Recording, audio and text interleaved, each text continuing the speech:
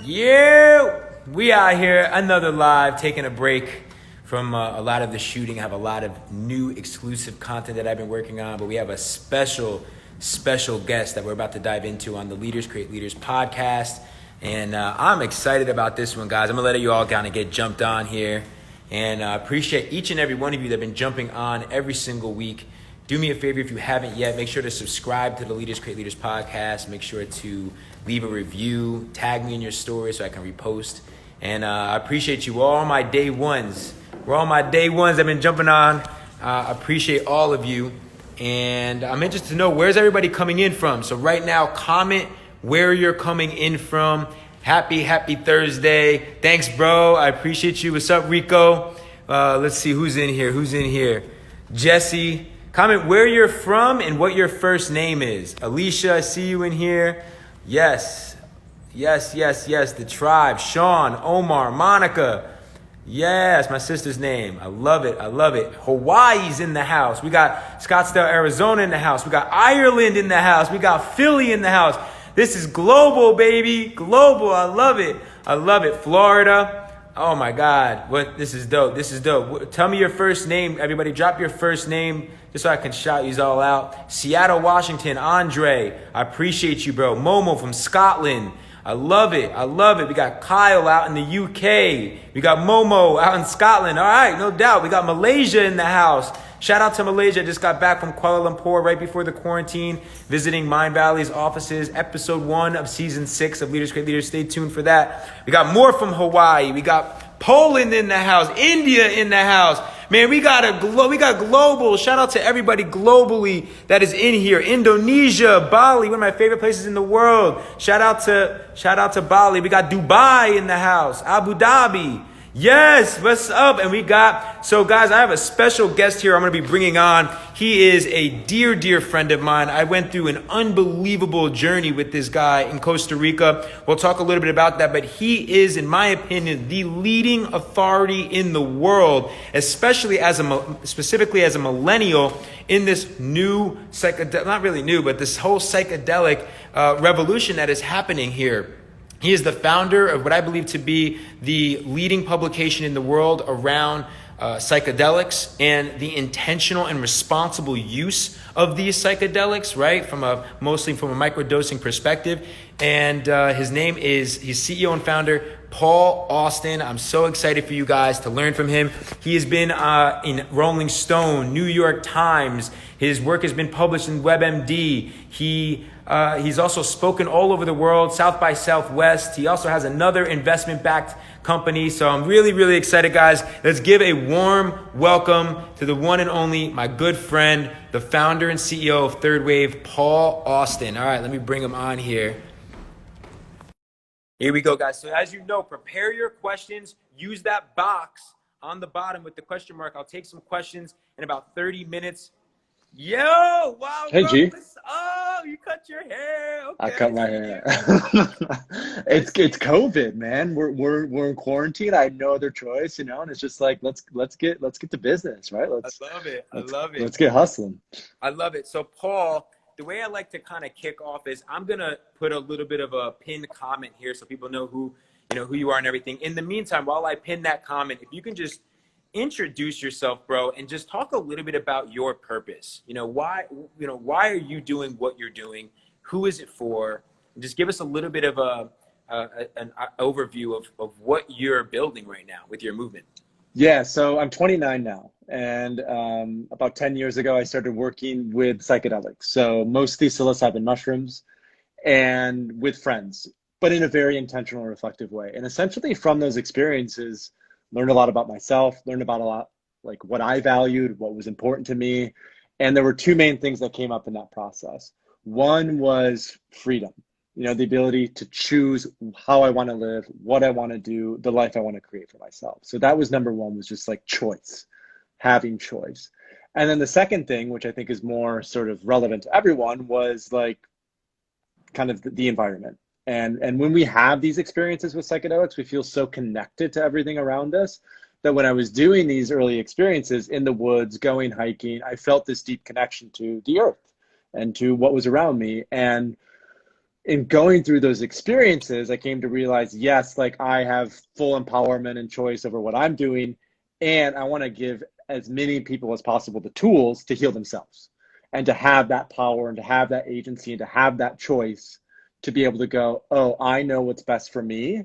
Because I know once people heal themselves, they heal the world, right? And we need that healing right now so badly in the wake of COVID and in the wake of everything that's going on with climate change. And I think that more than anything is my purpose, right? How can psychedelics help us to address our existential crisis that we're dealing with because we're so disconnected from everything around us?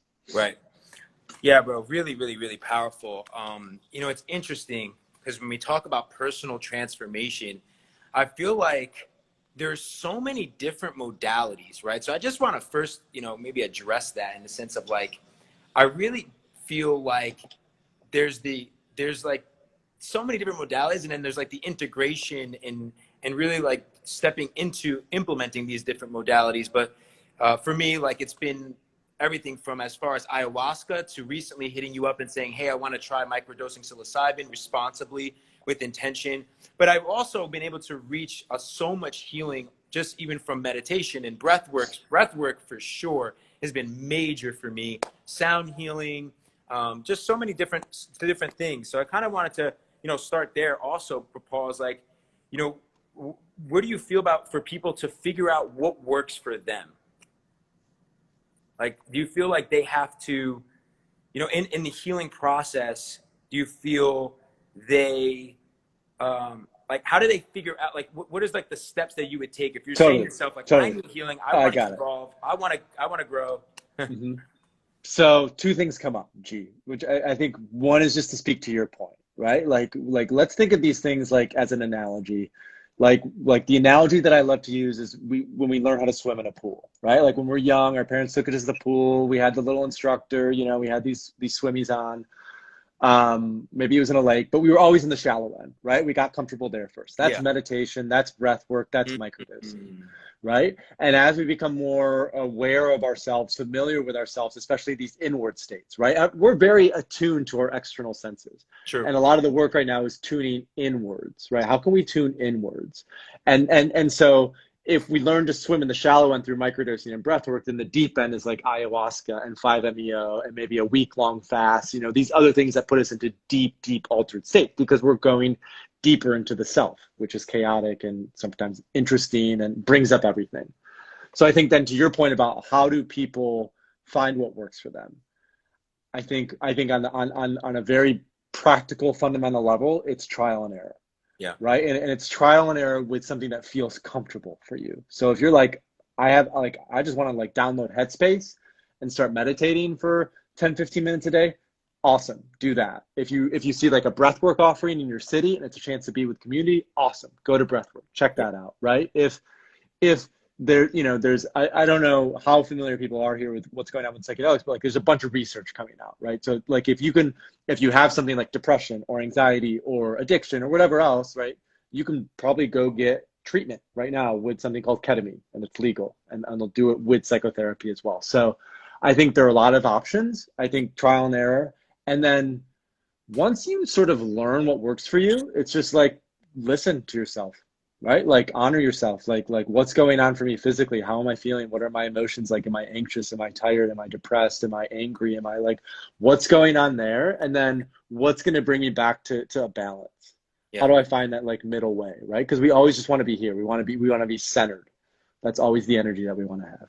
Yeah. I love that, bro. So what caused you to become so interested in this? Like, I know that you had your own personal experiences early on in your life with LSD, psilocybin, way before, like now it's at the forefront, right? I mean, you have Michael Pollan, all the authors, like the science is real. Like I just did a docu-series with Inc. magazine, going to a psychotherapy center, working with MDMA and seeing firsthand a veteran who had given me a rifle that he had put in his mouth and saying, I lost my family, my kids. And through psychotherapy with the use of responsible psychedelics, it healed his PTSD for up to 80%. So I've seen, and you know, we've started to see all of the science. It's all coming to the forefront. A lot of this is going to be coming to the fruition of becoming legal, just like cannabis did, coming in 2021. want to touch on that. But before we do, like, what caused you to dedicate your life to this work? Efficacy. So I'm very practical and pragmatic and rational, right? Yeah. And I'm like, usefulness, right? What fucking works? Yeah. If something works, we want to do more of it. If something doesn't work, we want to eliminate it. It's True. fat, it's excess, it's unnecessary, right? So if my principle is to help people heal, because in healing themselves, they will help and go out and to heal the world around us. We'll live in a more sane society, if you will. Then I look at what's the most efficacious route to do that. And I think it's both individual, what's going on with me as a person, it's my own work, it's my own trauma that I have to heal, it's my own wounds that I have to heal, and then it's also, you know, the creativity and the fun and the laughter and like it's all these beautiful things as well, you know, like incredible things as we both experience.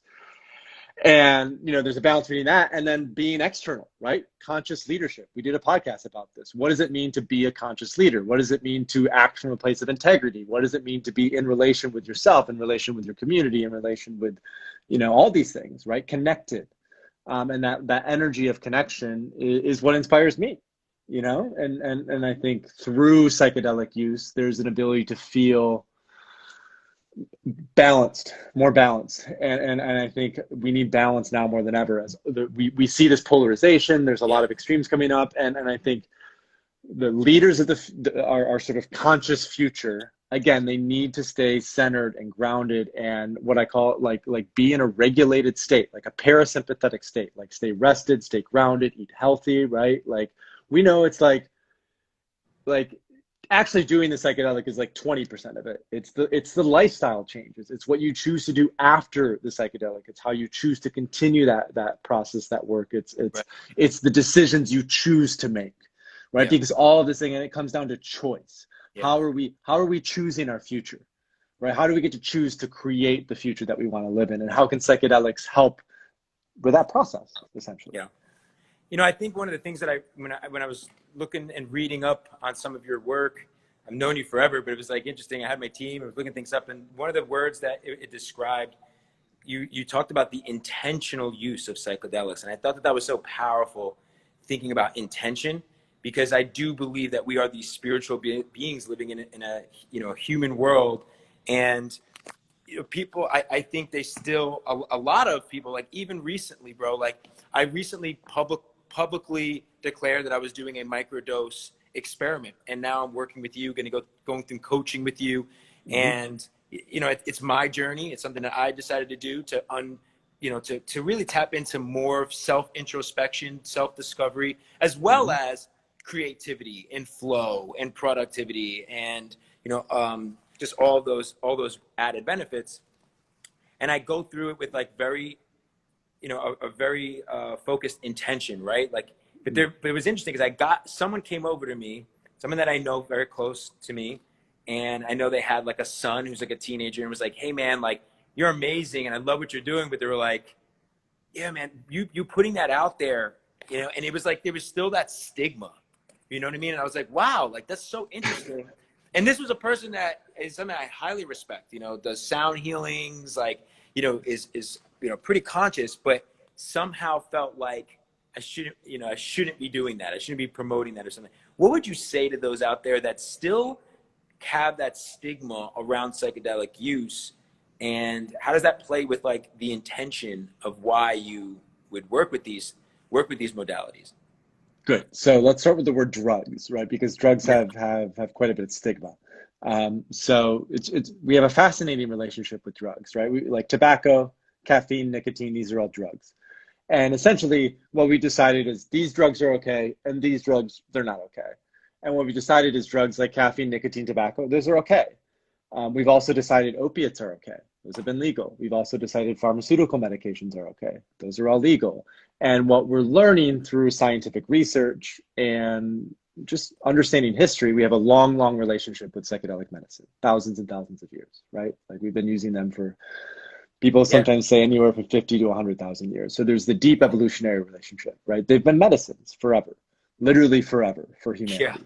Yeah. And anytime we grow too disconnected from them, our way of being becomes very perverted, it becomes very destructive, it becomes very unhealthy, unbalanced.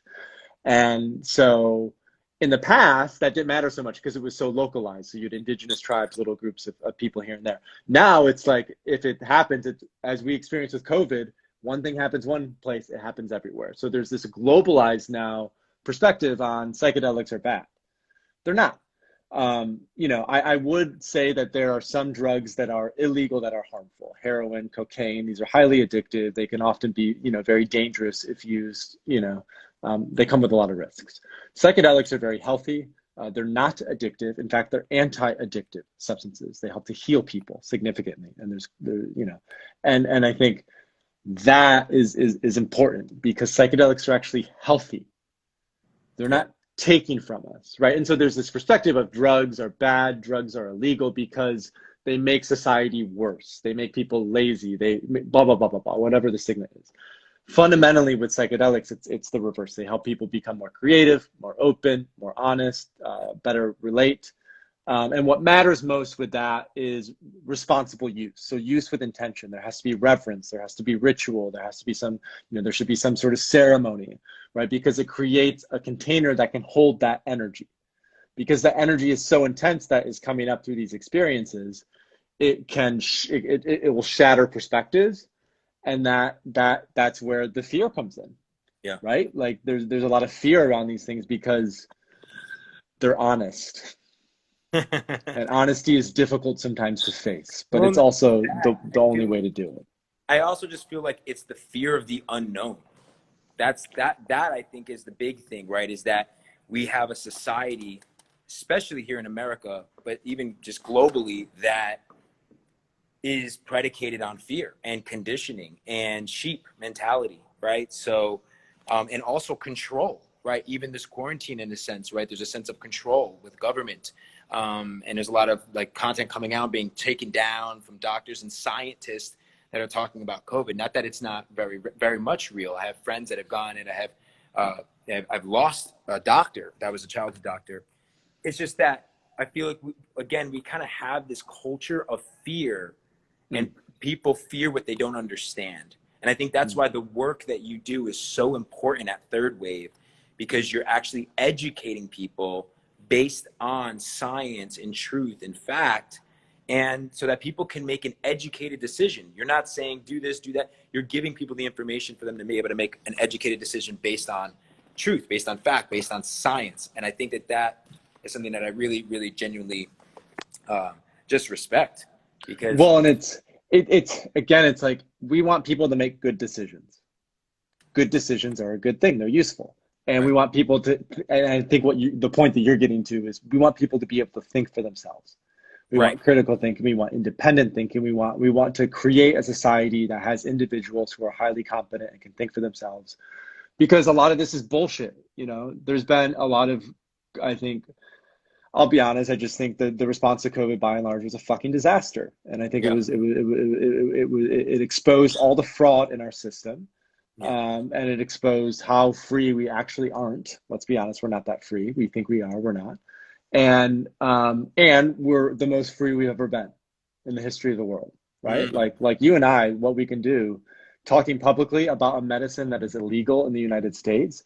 Well, there's a very specific reason that we can do that, and we feel comfortable doing that. And of course, then that's our privilege, right? To then be able to share a message on a platform and help inform, because it's really going to be stories that change this thing. The research is critical. The research is so important. It's foundational. And there needs to be emotion. There needs to be the stories like you were saying, the Marine, the person who, like healed himself with MDMA, right? Like that story is powerful, right? Yeah. And the individual story of how people are healing their treatment-resistant depression, healing alcoholism, healing PTSD from war trauma and sexual assault.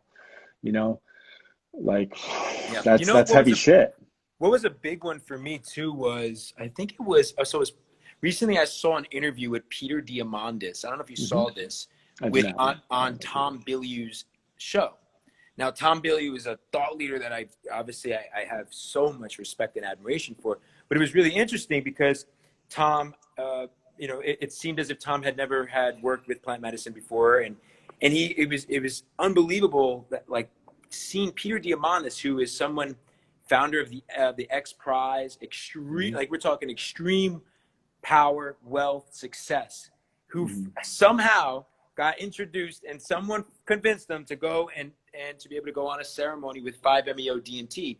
And when he was describing this on camera, it was like, whoa, like here's someone that you never, you know, that most people thought they would never have the vulnerability, the being comfortable enough to share such a deep, because that's what it is. It's like, we need more people to share these stories because it's deep, right? Like it's like the deepest introspection that you can ever go through is when you work with a lot of these psychedelics, and it's so transformational. I mean, it was so cool to kind of listen to someone I look up to as an entrepreneur talk about his experience with ego death, right? And it was, and like what that did for him, even at his level of maturity, like, and success. So I just thought it was just like really, really cool. Are you starting to see a lot more of these stories come to the forefront, or do you feel, because I know you have a podcast, I know you are telling these stories, but where do you feel as far as like people opening up about these stories? Or do you see people finally starting to come out and share these stories, or do you feel that we need more people that are willing to share, you know, what? So I would say, So I would say like end of last year, we reached a tipping point, you know, where I would say this is like, and by end of last year, I mean November, December 2019, super recent. And things happen very quick. So in the last 6 months, we reached this tipping point where officially, I think it has become culturally acceptable to publicly talk about your psychedelic use and not feel some sort of deeper potential ramification for it. I don't think that's true for everybody. I don't think that's even true for most people, but I think that's true now for a lot of people. And in particular, a lot of people who have built some sort of platform through cultural influence. So you're looking at people like Peter Diamandis, you're looking at people like Tim Ferriss, you're looking at people like Sam Harris, Russell Brand, Michael Pollan, and now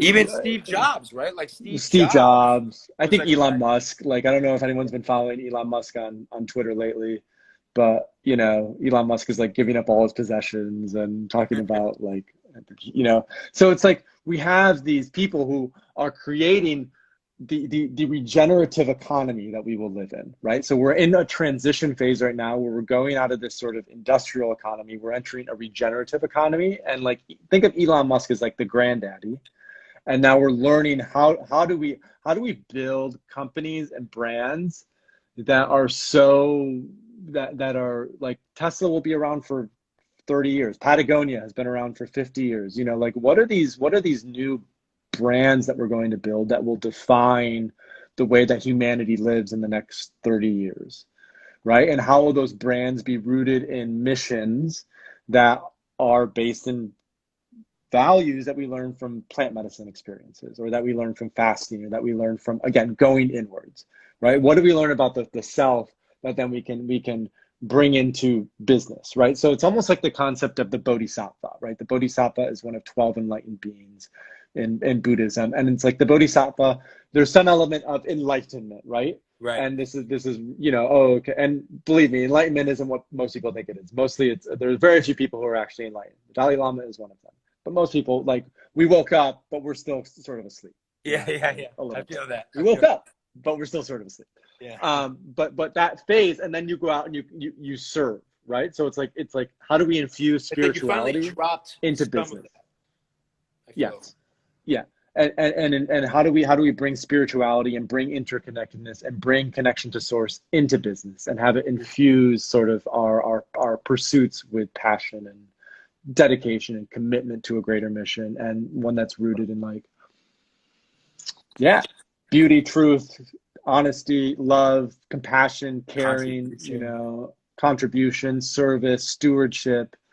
I get really love. I love love. We're such romantics, you and me, G. Yeah. So psychedelics, I think, to me, are they're not the only path. They're not even a path that, you know, is right for everyone. There are some people who this is not for. And the fact is, these tools are medicines. They are fundamentally important to human well-being. Having a relationship with them, I think, is by and large better than not having a relationship with them. Yeah. And I'm super excited to see what, what the new psychedelic renaissance, what the third wave will bring for this next sort of post-COVID era. I think we're in a fallow period, and there's going to be a lot of interesting things that I'm excited for the next few years. Like, this is like, you and I both know that, like, when things get tough is when it gets fun. When things are a little boring, it's like, or there's too, like, then you get sort of, but when things get tough, it's like, it turns on my masculinity. It turns on that sort of warrior mode. And that's what I'm sort of Love it. excited for. So, bro, like, and you're really just stepping forward as a leader in this space, and you're such a voice. And I think it's really important because you're young, man. You're a millennial, and there's been a lot of ancestors, and even just till to today, some of the stewards that have come before us that have been doing this work. But like you said, it's so deep in our lineage. These are plant medicine is the ancient wisdom, right? Like, even mushrooms, I've heard about the wisdom that mushrooms hold as like one of the most sacred plants that like are part of us. And this has been going back to native Mayan, Scandinavian, like so far back, hundreds of thousands of years that they were using these medicines. And you are that steward of our generation. So I'm curious, for you as a leader, what are your goals with Third Wave over this year, over these next 3 years, that you want to lead? Education. I think education is key, right? So I see the biggest issue right now is, again, stigma, lack of information. People just aren't as aware of it. I think a lot of people are like, we need more research, or we need more drug development, or like, fuck it, we don't need any more of that shit. Like, we got enough. We need to educate. We need storytelling. We need communities. We need trainings. We need more emphasis placed on that.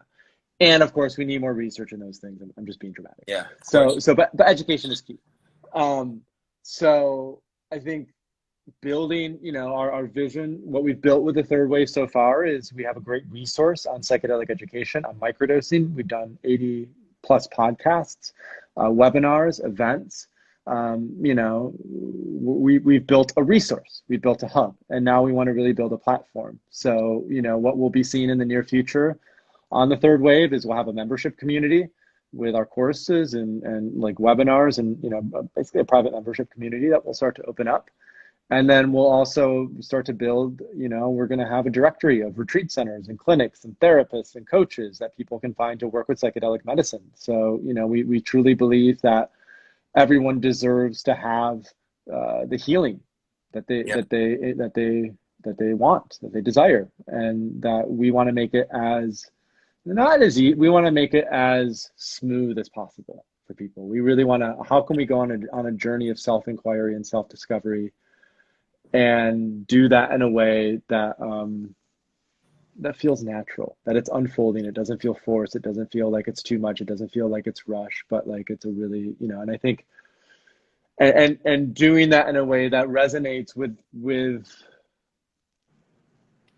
leaders and entrepreneurs and medical professionals and therapists and the, creative class, and, like really resonating with what I believe to be the people who are building this new way of being. Who are envisioning the new society that we will step into, and how do we really guide them through this process? I think that's the most important work that can be done.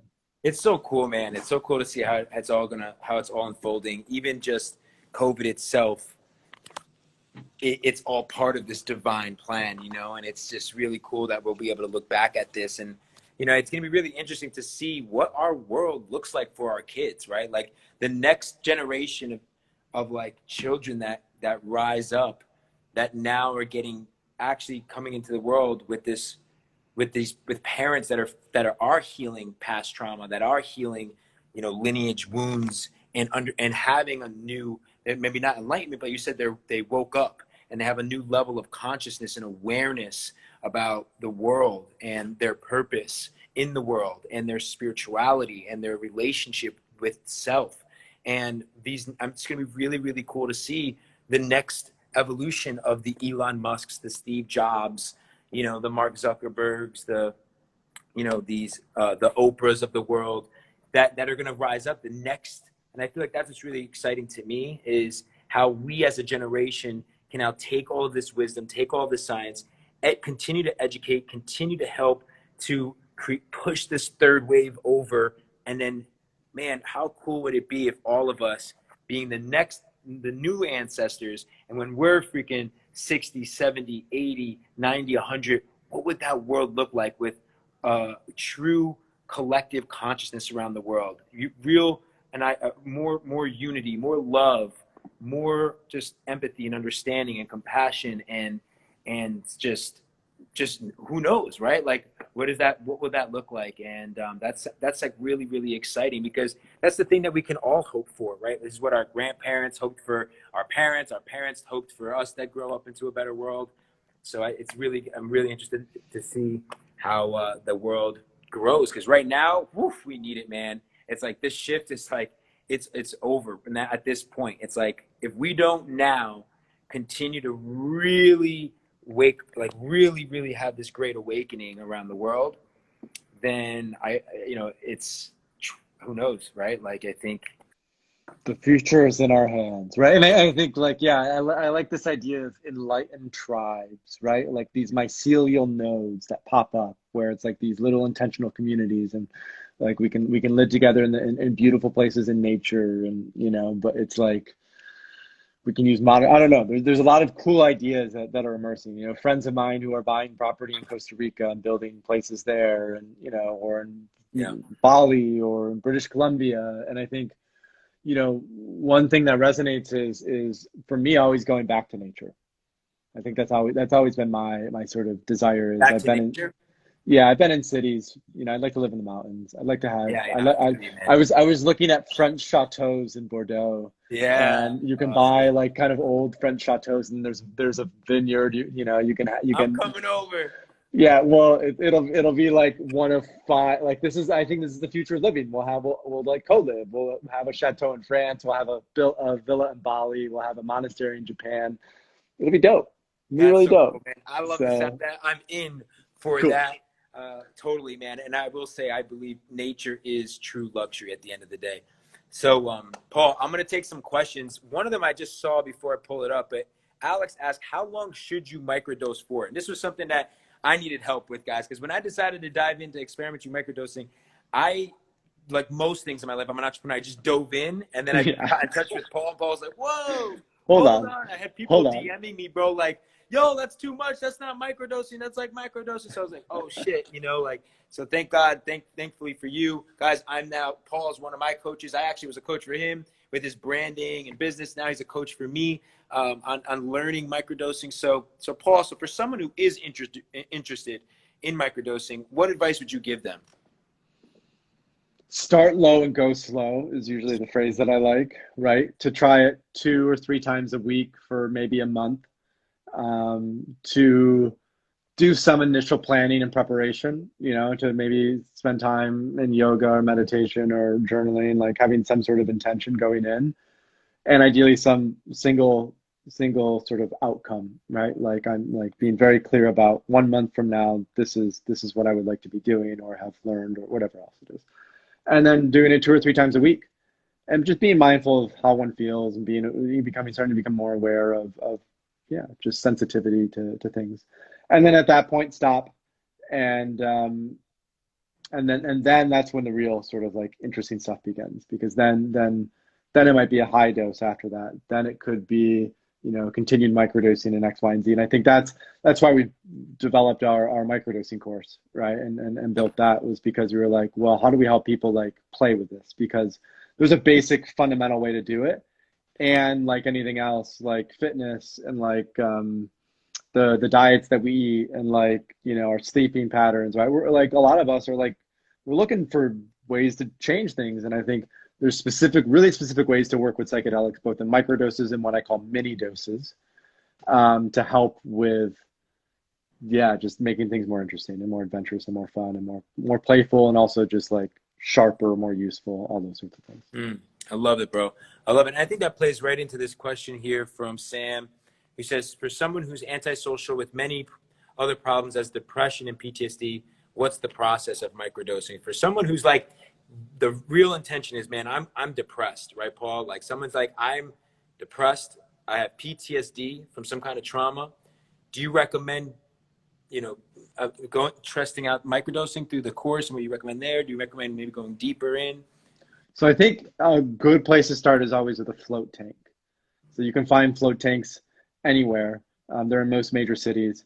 I'd say that's always like if you have no previous experience with psychedelics, floating is really good to start with because it allows you to go in a little bit. When it comes to specifically microdosing, I think especially because a lot of people who have clinical conditions may be on other medications as well. So if you're on any medications, I would say always talk to a doctor, right? Always talk to a psychiatrist, always talk to a medical professional. And that's part of what we're building with Third Wave, right? We're going to soon have doctors who will be able to speak with you about this. So you can have consultations, right? So that's always first and foremost, because if you're on medication, you need to be mindful of that, and there's a relationship there. I think I've struggled with depression and anxiety for a long time. When I started microdosing, I looked up information online. I found the substance that I needed to. I just did some basic directions. I started low. I didn't take that much. And I had a lot of prior experience with microdosing. So I think if it's someone's first time, like I said, start low, go slow, right? Like there's no rush for this, right? This is a long process, and it's better to underdo it and learn how to work with it than to maybe do a little too much and feel overwhelmed, right? We want to avoid anything that's too crazy for the time being. Yeah. Microdosing is supposed to be sub-perceptible, right? Sub-perceptible. You're just seeing minor changes over about a month-long period. Yeah. I would say, gradual. guys, too, like, don't do it alone. Like, there's enough help out there. I mean, this is the reason why I brought, Paul on here, because if there is one person that's watching this and it feels called, like, you need this healing, you tried certain things, it feels like you're called to this, and you need that type of healing, whether it's PTSD, depression, or even if you are someone who's an entrepreneur and wants to tap more into flow and creativity and have fun and be playful, no matter what, there are resources like Third Wave. There are, real practitioners and doctors. Like I did that docuseries with Inc. Magazine. There's psychotherapy centers where doctors are sitting with you like therapists, talking to you about that trauma while you are, using a psychedelic, and it is deeply healing. But again, you're not alone. So I would tell you, please do your research. Go to Third Wave. Reach out to Paul. He's a coach on this. I am working with him. He's my coach on this, right? And I have gone to the depths of ayahuasca in the jungles of the Amazon and Costa Rica and done 5-MeO, DMT, and many, many, many different types of plant medicines and psychedelics. But I'm still always not doing it alone. I'm always going to a professional. I'm always going to a doctor or going to a coach that has an expertise on this, just like anything else. If anyone, it's just like, so I highly recommend you use Third Wave to your advantage. Hit up Paul, because that's going to help you. And if you really feel deep in your heart and it's PTSD and depression, trust me, Paul will put you in the right. Either if he's not going to help you himself, because I know he only takes a very limited amount of clients, he'll point you in the right direction of who to go to. So highly recommend that. I'm going to keep it moving to another question here. Then it was an interesting question in regards to maps. So it's interesting. The docuseries that I did was with Rob Doblin of Rick Doblin of Maps. So like, did she just ask, how is this different than Maps? Good question. MAPS is a nonprofit, the Multidisciplinary Association for Psychedelic Studies. They're focused largely on research, and they have some community outreach, but their primary nonprofit focus is research on MDMA for PTSD. So they're going through phase 3 clinical trials right now. They expect MDMA to be approved as a medicine to treat PTSD by 2023. And I would say they're largely working within sort of the common infrastructure, not the popular infrastructure, the most notable infrastructure, which is the medical system. Right. So Third Wave is largely a website. We have an online community. We have online courses and education. Everything is remote. Everything is digital. We're starting to do some research. We haven't done much yet, just a little bit. We're more of a brand and sort of a voice and a content platform and a media outlet compared to a research institution like MAPS. So our focus is more on education. Their focus is more on research. I would say that's probably the primary distinction. What would bigger doses be beneficial to realize your life purpose? Would you recommend ayahuasca? So psychedelics they can be very transformative if they're used within the right container, right? Set and setting is everything. Having having a guide, having a shaman, having, like you were saying before, a coach, someone like that's so, so critical. And I think within that introspection, you get to know yourself better. And when you get to know yourself better, you make choices that are more aligned with who you want to become. Right. So I think this whole concept of a life purpose is interesting. I think we're better off focusing on, I'm listening to this great audiobook right now, which is like, take one track and then take the next track and then take the next track. And you kind of know where you're going, but you don't really know how you're getting there. Right. So I think that, and knowing where you're going is a feeling. It's an emotion that we carry with us. And I think psychedelics can put you in touch with that feeling and that emotion. In terms of ayahuasca, that's a very personal decision. I've done ayahuasca myself. With you, Several I did it times. with you in Costa Rica, man. We did it That's together. Yeah, and they were right. incredible. You saw me weep and cry like a little baby. And they were incredible ceremonies, and we all And really connected. And oh God, forget it. Unbelievable, man. that day ceremony was beautiful. So I think if you find the right group and you have the right community and you feel the right tribe, and everything checks out, like, do your research. Hi Ben, I just have to say hi to Ben. Do Ben your called me research. on like my first night on my first ayahuasca ceremony. Basically, like, saved my life as I fell into a pit and purged. But I let go of so much judgment, and I had no idea that I had this shadow of just judgment and shame and guilt. And Aya changed my life. It was the greatest investment. We went with a group called One Heart Tribe. Highly recommend if you guys would ever want to learn more. Again, it's not for everyone, but it definitely was the most transformative experience of my life for sure. Yeah, Cool. it can be a very special experience. So Okay. So let's see here. Cosmic Unicorn, love your name. She says, how do you foresee healing and energy being common words for companies and executives? I think the healing conversation I'm seeing more and more. I don't think it's quite as publicly talked about yet. But we're seeing a lot of people going to Burning Man. We're seeing a lot of people, who are more creative leadership positions, who are becoming more open about their own healing process. But again, it's not as commonly talked about. I think I don't know how, I don't know how well the healing word fits within companies and executives. I think healing is also it's important, but I see healing as being a very personal process. And I think. I think what the work that we do is professional. So I think the more like healing and energy will be when it comes to like companies and executives, will be more about like leadership and flow and creativity and sort of these up states. And hopefully, there's support provided if support is needed for mental health or personal. But yeah, that's sort of how I see the relationship. Yeah, guys, I think it's major because like it may not be out in the forefront as much as I believe it will be going into the next year. But if you listen to even like Google's story and how they hired, their CEO, it was based on like how he led people at Burning Man, and culture is ultimately everything. And I feel like I think it's a known fact that if you have a strong culture, your net income over 11 years building your company will increase 795%. That's a fact. Wow. It was based on a study. So if you can invest into your culture, invest into your people, and start having that language of like, the importance of energy and the importance of like, just investing in them, allowing them to have, investing in them to be able to go on that retreat or to get the education by hiring Paul Austin or going through Third Wave or whatever that is. Even just like when I went to visit Vishen at Mind Valley in Kuala Lumpur for season 6, they were hosting breathwork classes like midday, for their employees, right? Because obviously he's at that level of consciousness, and just the amount of joy and happiness that the employees had. And when you start to do that, your team is going to ride or die with you. They're going to be, there's 3 really important aspects of building a culture. And the first is psychological safety. The second is shared vulnerability. And the third is purpose.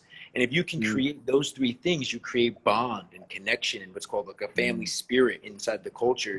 People feel aligned, that their purpose is aligned with the greater vision of your business. And the vulnerability, people feel like they can take risks, they can share what they're going through. If you do those 3 things, you have an extremely strong culture, And I think energy and healing is like a really big part of that, because we're all on this journey of life. Like we all, I don't care who you are, like every one of us understands the struggle. Like we all got shit that we got to let go of and shit, period. All of us, every single one of us. There's not one person that, because that's what makes us great. That's what God gave to us. God was blessed us with these things. As you know, you change from going, it happened to me, to for me. And then it becomes your story. It becomes like how you become resilient in life.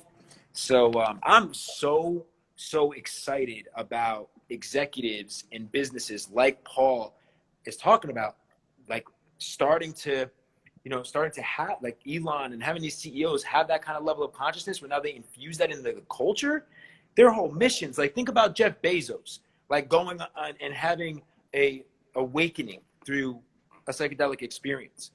Like think about the impact that man can have on the planet, right? Think about the impact that these executives can have on the planet, let alone the entrepreneurs. So super powerful. I'll see if there's one more question, Paul. I know you got to get back to work. Here we go. We got let's see, Bohemian Barber. I love another dope ass screen name, bro.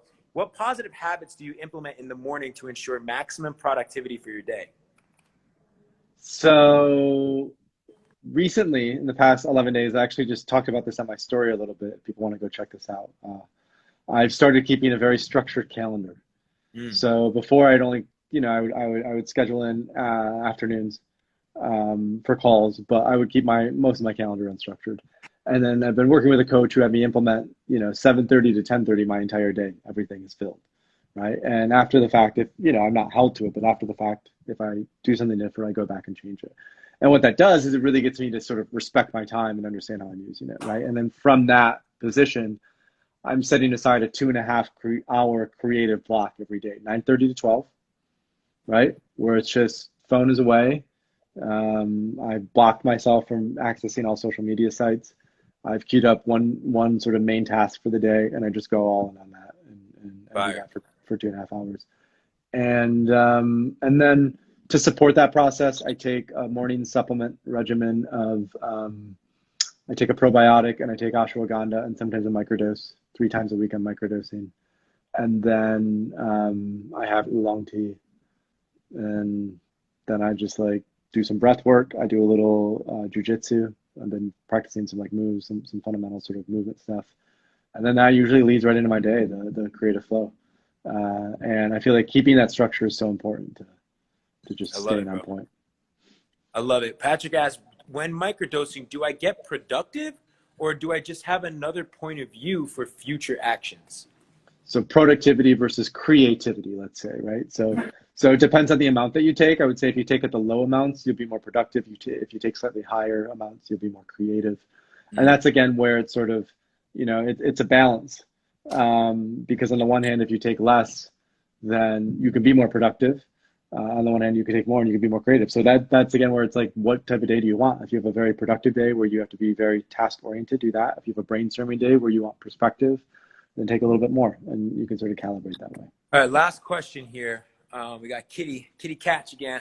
Appreciate you, Kitty, being on here. She goes, how do you know if you're using plant medicine as a crutch instead of doing the inner work?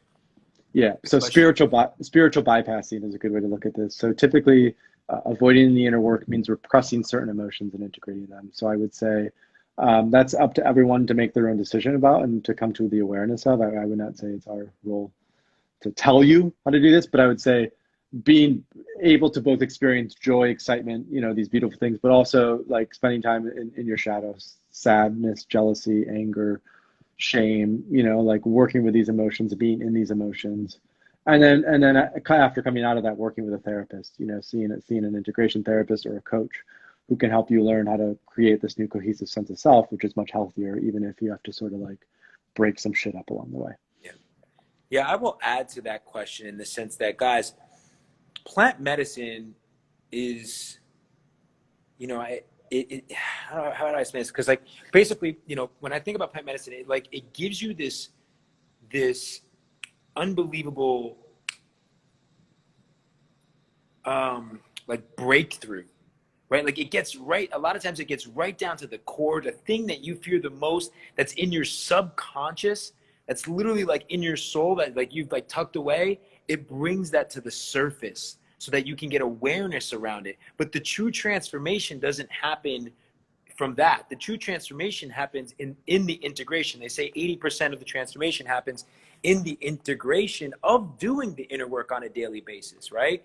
You can't think that like you just go and do ceremonies and work with plant medicine all the time and that's going to heal all your problems. No, you can use it as a breakthrough moment of awareness, but you have to then integrate on a daily basis, doing the things, doing the, you know, the meditation and the breath work and being present in the breath and the, you know, the other modalities that are out there, that, you know, on a daily basis. So I just wanted to make sure that you guys know that just going and doing the ceremony, it could create massive healing, but the integration is the most important part. Right.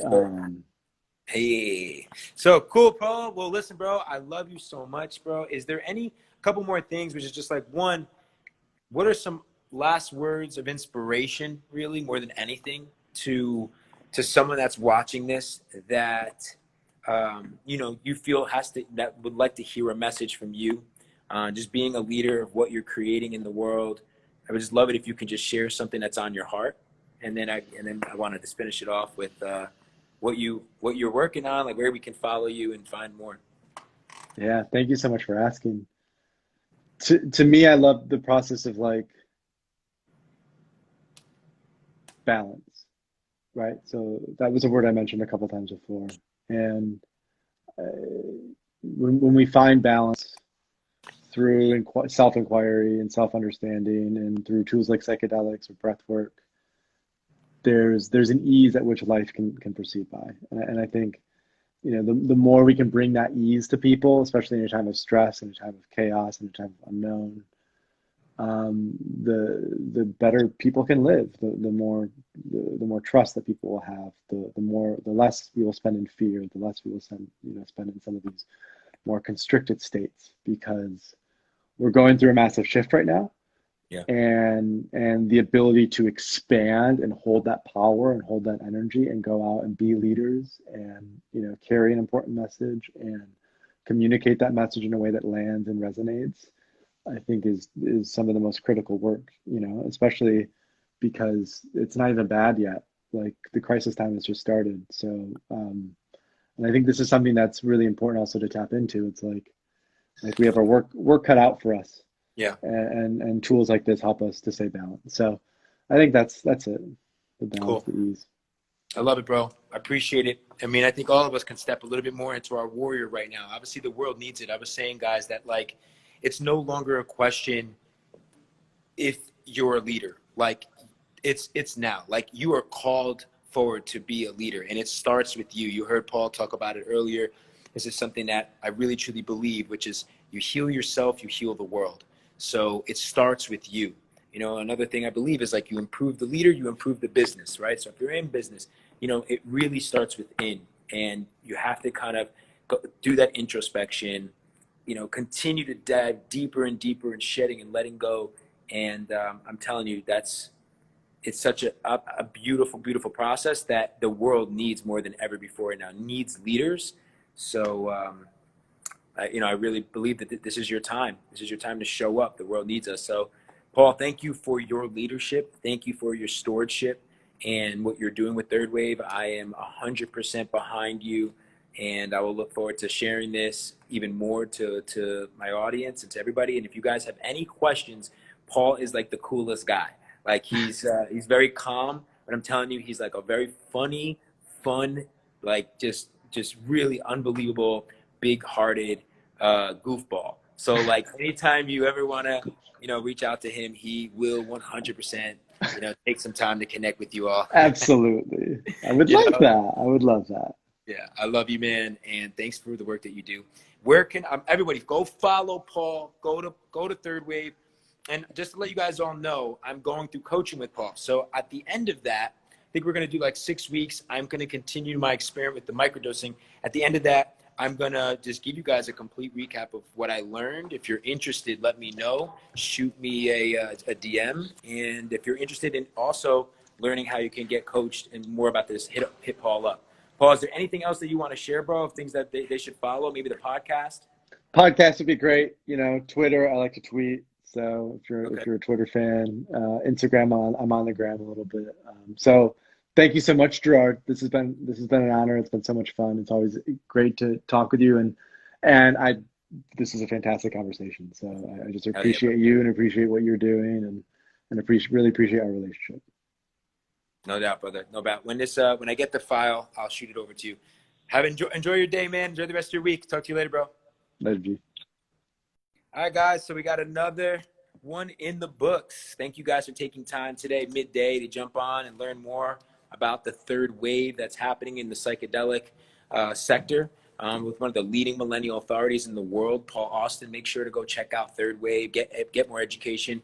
And I'm going to just continue to share my experience with the world of how I've been able to raise my consciousness in my spiritual journey that is, just continue to bring so much more joy in my life, more clarity, more than anything about what I'm creating and why I'm here and what I'm meant to do. So I'm going to continue to keep sharing that with you guys. I appreciate all of you.